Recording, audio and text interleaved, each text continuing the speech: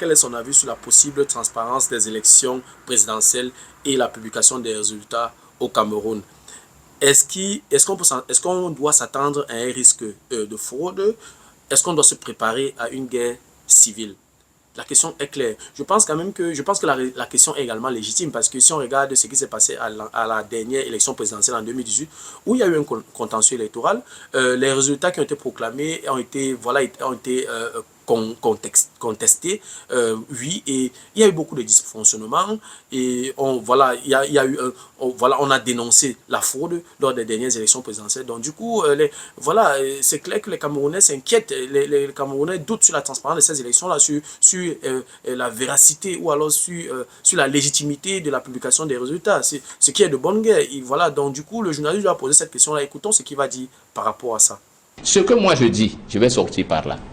Si nous voulons éviter ce que les gens ont dit, ceux qui sont fébriles et diaboliques là, ce sont les gens du gouvernement. Vous ne pouvez pas voir, l'UPC a déjà fini sa cartographie électorale. La loi est claire, les élections sont publiées dès le dépouillement. C'est écrit, rendu public. Donc dites à votre ministre, tout à fait. S'il menace encore les Camerounais, c'est lui qui veut la guerre civile. Si nous allons publier les résultats au plus tard, je dis bien au plus tard, 24 heures après la clôture.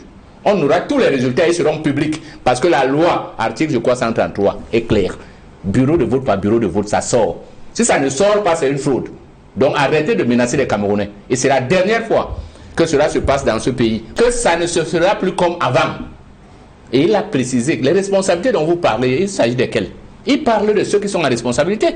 Il a dit que chacun prenne ses responsabilités. Donc Elekam, on lui a dit que quand on a publié bureau de vote de Equinox, tel a gagné, c'est public. Parce qu'on dit même qu'on affiche ça au bureau. Oui, et comment les bureaux qui sont affichés, vous allez dire qu'on attend? Sauf que tout le monde sait, comme dans le football, que ce résultat n'est pas officiel. Là, on est d'accord. Mais c'est le résultat sorti des urnes doit être public. Si quelqu'un a une contestation, s'il a une peine, il fait un recours et on voit. Donc les résultats seront publics et nous, on a gagné. L'UPC aura son candidat et l'UPC est déjà sûr. Nous sommes sûrs parce que nous savons que le contexte actuel a tout essayé. Les Camerounais ont tout essayé. Paul Biya, on avait couru pour l'applaudir quand il est arrivé au pouvoir, parce qu'on se sentait libéré de la répression et du poids du néocolonialisme. On l'a même accompagné, les âmes de bonne volonté l'ont accompagné.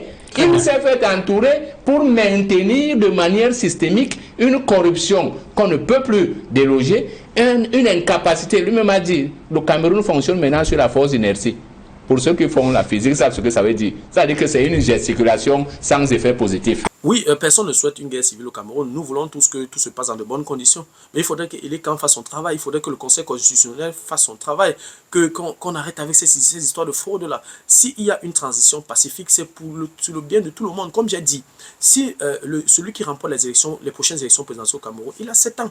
On a 7 ans pour l'observer. Et je pense que si on réussit cette transition-là, on ne pourra plus jamais accepter ce genre de choses. Qu'une seule personne reste au pouvoir pendant 43 ans.